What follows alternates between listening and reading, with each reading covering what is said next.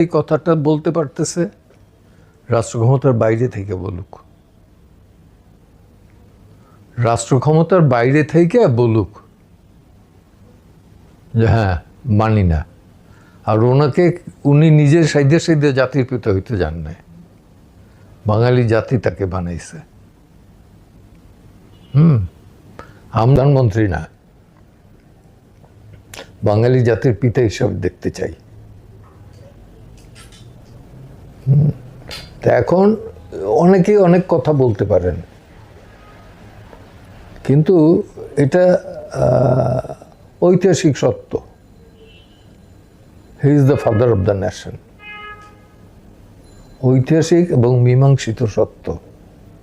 7ই March মীমাংসিত সত্য, 2রা March মীমাংসিত সত্য। মীমাংসিত সত্য 2রা মার্চ পতাকা উত্তোলন ফেলাই দিতে পারি না জাতীয় রাজনৈতিক জীবন থেকে।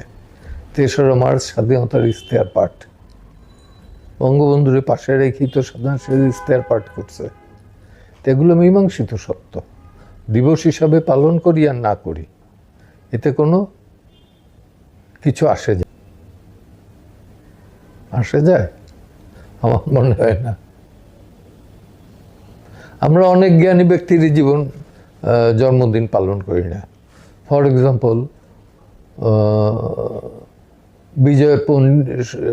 বিজয়গুপ্ত, কবি বিজয়গুপ্তের জন্মদিন, মঙ্গলের প্রথম যিনি বাংলায় লিখছেন, কবি আলাওল, তার জানি না। বন্দে আলী মিয়া, কবি জসিমউদ্দিন, এদের পালন করি না।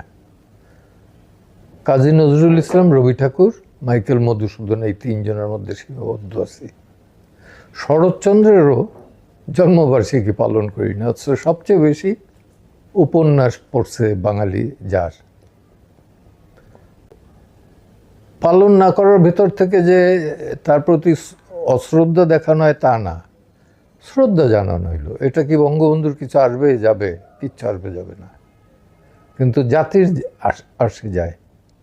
15ই আগস্ট যারা ওই বাড়িটা পোড়াই দিছে, 32 নম্বরের বাড়ি, এবং ওইখানে যারা গেছে তাদের যে হেনস্থা করছে, ইতিহাসের কাছে তারা অপরাধী হয়ে থাকবে।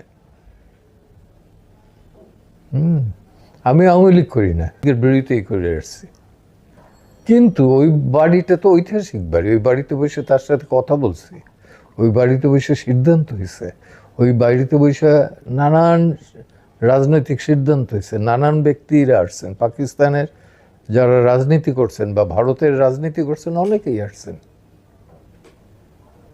দেশ স্বাধীন হওয়ার পর তো অনেক নেতারা আসছেন, অনেক গুণী শিল্পীরা আসছেন, অনেক সাহিত্যিকরা আসছেন। আপনি বাড়িটা পুড়িয়ে দিলেন ক্ষমতা এসে।